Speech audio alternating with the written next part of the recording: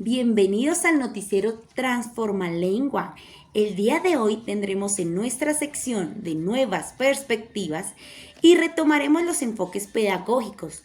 Recordemos que existen muchas líneas de aprendizaje y a lo largo de la historia, infinidad de autores han dedicado su vida para buscar las estrategias y el camino correcto para lograr los procesos de enseñanza y aprendizaje de manera satisfactoria.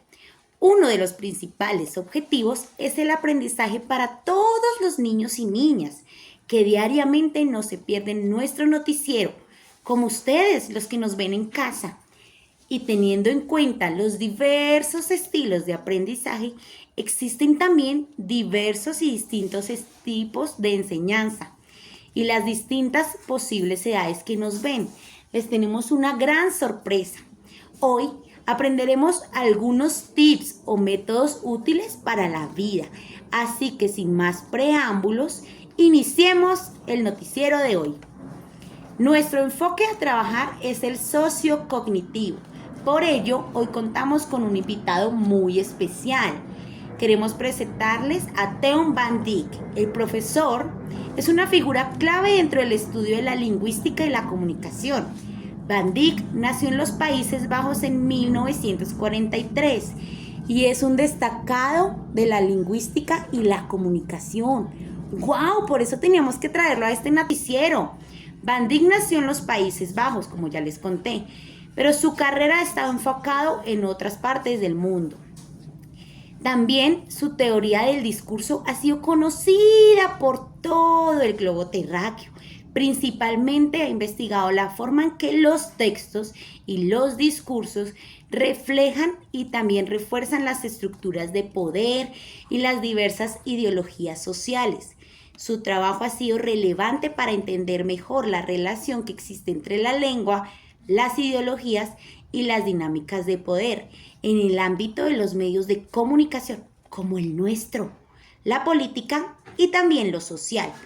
Por eso ahora le daremos paso a Gabriel, nuestro grandioso reportero. Gabriel, adelante. Buenas noches y muchas gracias, Fernanda. Así es, hoy tendremos la fortuna de compartir con un autor de talla mundial y muy influyente en el ámbito educativo. Señoras y señores, con ustedes, el profesor Teun Van Dijk.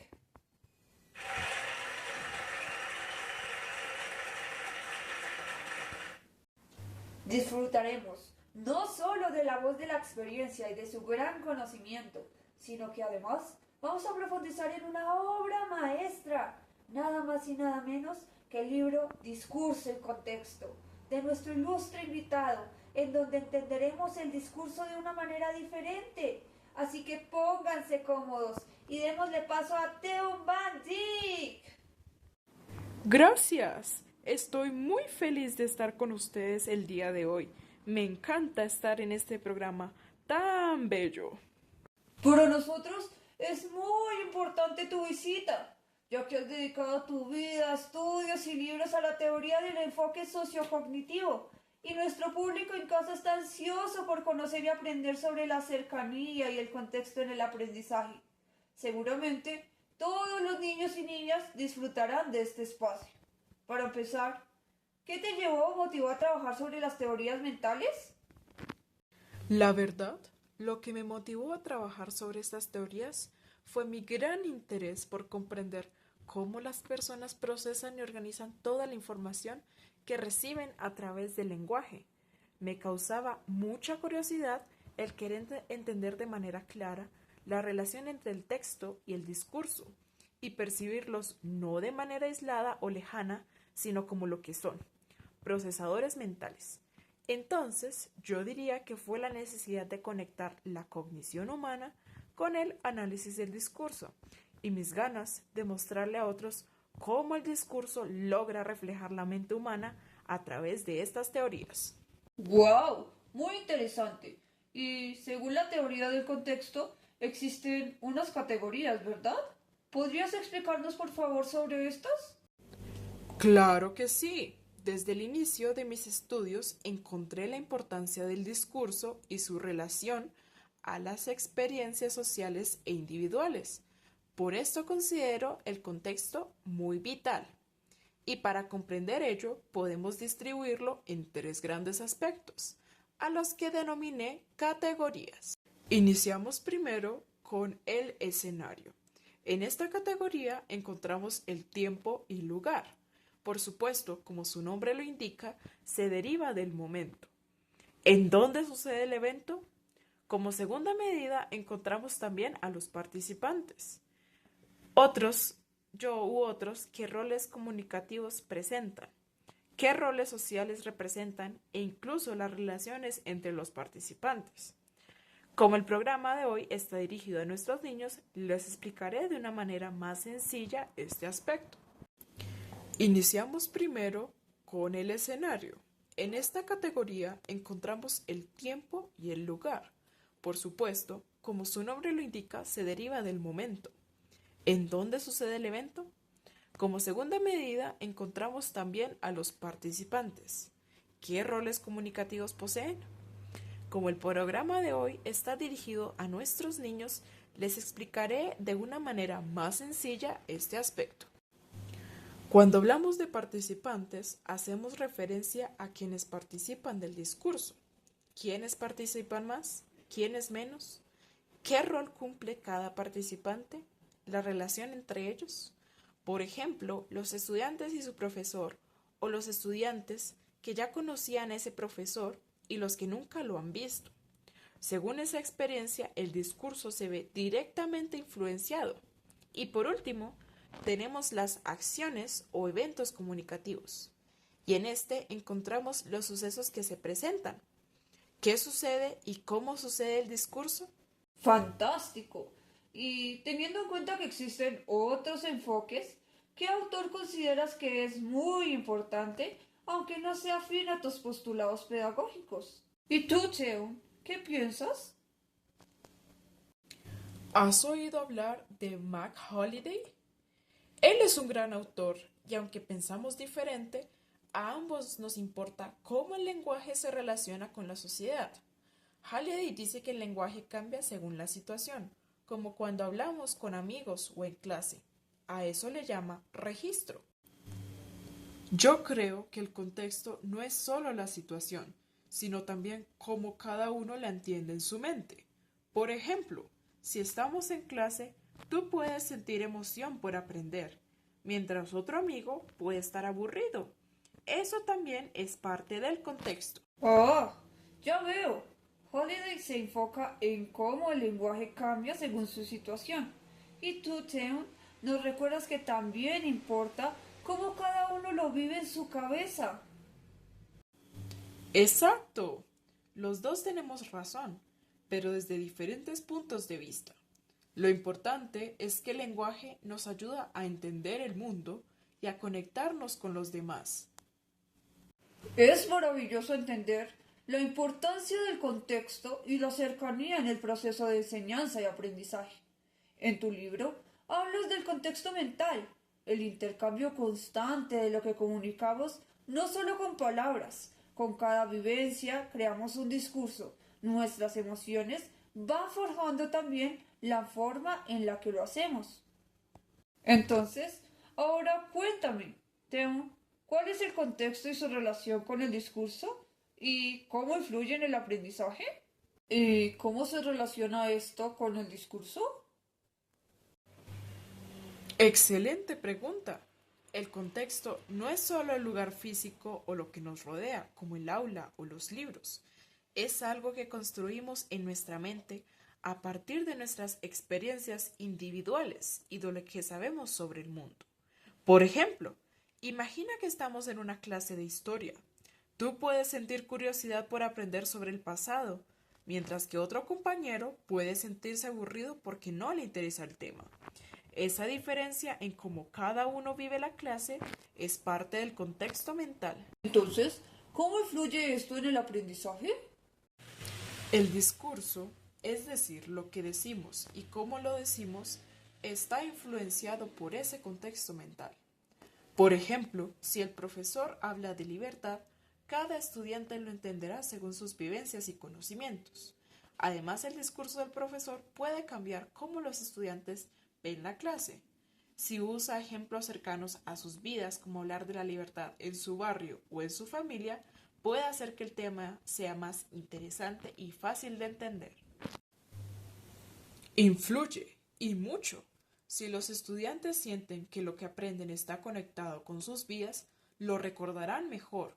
Por eso es importante que el profesor conozca a sus estudiantes y adapte su discurso a sus intereses y experiencias. Así, el contexto mental de los estudiantes se convierte en una herramienta para aprender mejor. Por ejemplo, si un estudiante tiene una experiencia personal relacionada con el tema, como haber vivido en un lugar donde se lucha por la libertad, eso puede ayudarle a entender y recordar mejor la clase. ¡Qué interesante! Entonces, el contexto no es solo el lugar o la situación, sino también cómo cada uno lo vive en su mente. Exacto. Y el discurso es el puente que conecta lo que sabemos con lo que aprendemos, haciendo que el aprendizaje sea más significativo y cercano para todos. Sabemos que para ti los modelos mentales son demasiado importantes. ¿Puedes contarnos un poco y darnos un ejemplo? Eso es muy cierto. Los modelos mentales son fundamentales en mi enfoque, ya que los considero representaciones mentales en donde las personas crean su realidad a través de sus experiencias, conocimientos previos y de los discursos que consumen. Cabe destacar que estos modelos no son simplemente copias de la realidad, para nada. Son más bien construcciones mentales que nos permiten darle sentido a los mensajes que recibimos y comprender lo que percibimos a través del lenguaje.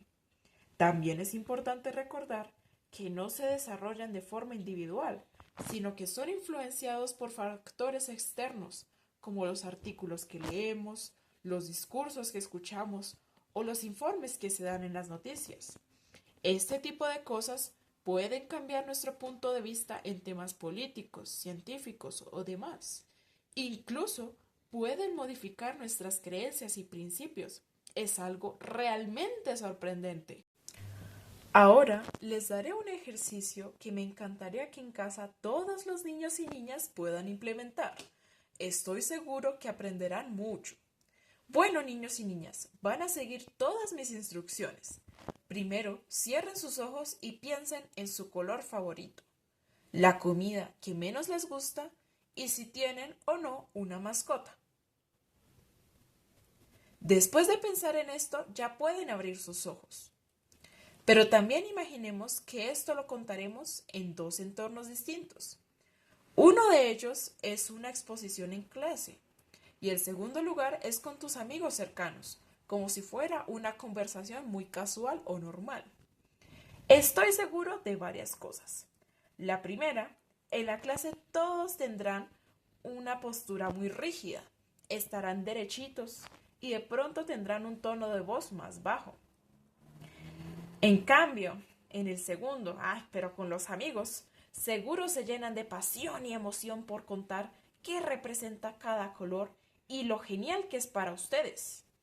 También contarán experiencias sobre esa rica comida y mencionarán por qué les gusta tanto.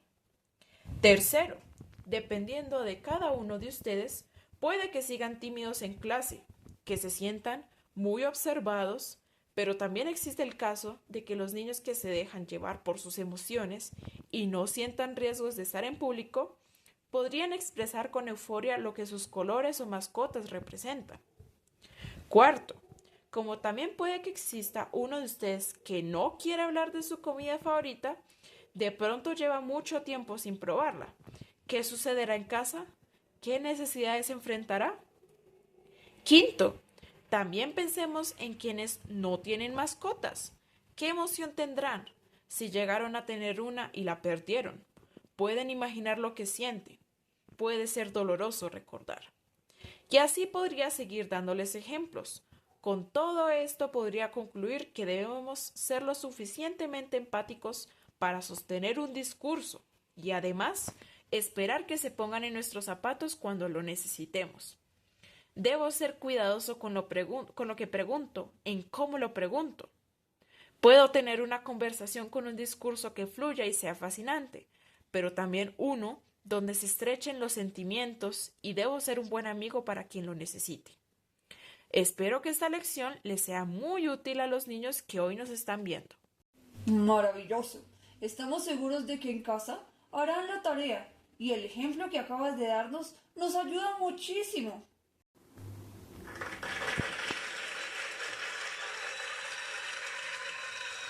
Me encantó estar con ustedes el día de hoy. Muchas gracias por la invitación. Muchas gracias a ti, Van Dyck, por venir a acompañarnos. Nos vemos en el próximo capítulo con un nuevo invitado y un nuevo enfoque. Fernando, volvamos al estudio. Perfecto, qué experiencia tan maravillosa. Estamos seguros de que todos los niños y niñas, acompañados de sus familias, han aprendido y disfrutado de este maravilloso capítulo. Los invitamos a todos a seguir viéndonos mañana sin falta. Nos vemos con nuevos temas y más invitados. Y recuerden, Transforma Lengua enseña y también divierte. Adiós.